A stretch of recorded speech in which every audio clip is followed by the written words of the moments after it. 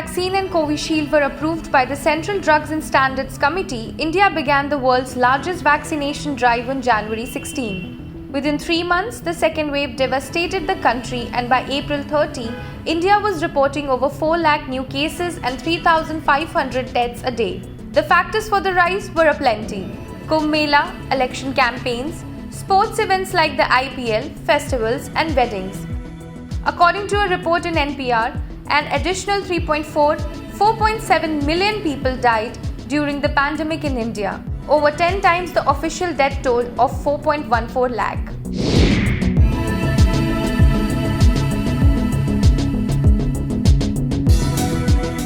The year which saw the culmination of perhaps the longest protest India has ever seen began with the Supreme Court staying the implementation of the 3 farm laws. On January 26, what began as a peaceful parade as tens and thousands of farmers rode on tractors to Delhi turned violent as some sections deviated from the assigned route and stormed the Red Fort. The day was marred with clashes with the police, leaving 1 dead, several police personnel injured. On December 9, farmers called off their agitation after the centre sent them a letter accepting most of the demands. Earlier on November 15, Prime Minister Narendra Modi, in a televised address, had apologized to the farmers and announced the repeal of the 3 laws. A fortnight later, Parliament passed the Farm Laws Repeal Bill 2021. The centre also agreed to form a committee on minimum support price and withdraw all cases against the farmers.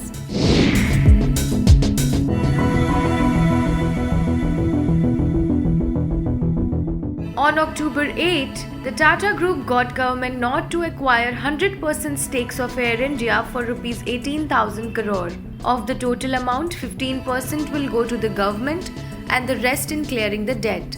While the company will pay off Rs 15,300 crore and an additional Rs 2,700 crore of the total debt of Rs 61,562 crore, the government, even after generating Rs 14,718 crore from assets left with it, will still have a debt portion to the tune of Rs 28,844 crore left to pay back. The airlines returns to the Tata fold after 68 years. The company was earlier called Tata Airlines and was nationalized in 1953. The Tatas are set to take over the national carrier by January 23, 2022.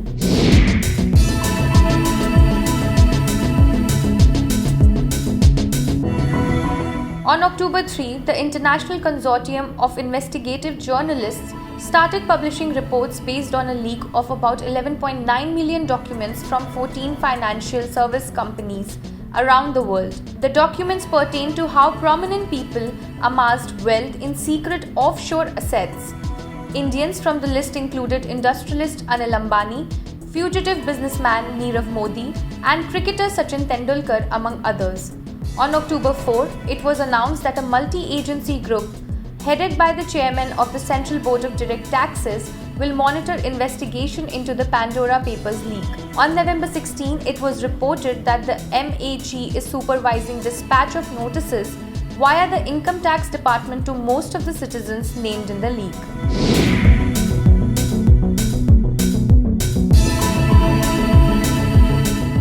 On December 8, Chief of Defence Staff General Bipin Rawat, his wife Madhulika and 11 other defence personnel died when their helicopter crashed in Tamil Nadu's Kannur.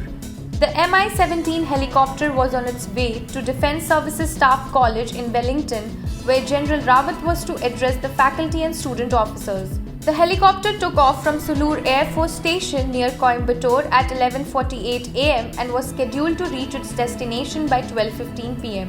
Group Captain Varun Singh, the only lone survivor of the crash, succumbed to injuries on December 15 while being treated at a Bangalore military hospital. Defence Minister Rajnath Singh announced a tri-services inquiry into the incident. Subscribe to Midday India. Get direct notifications on all our videos by clicking on the bell icon.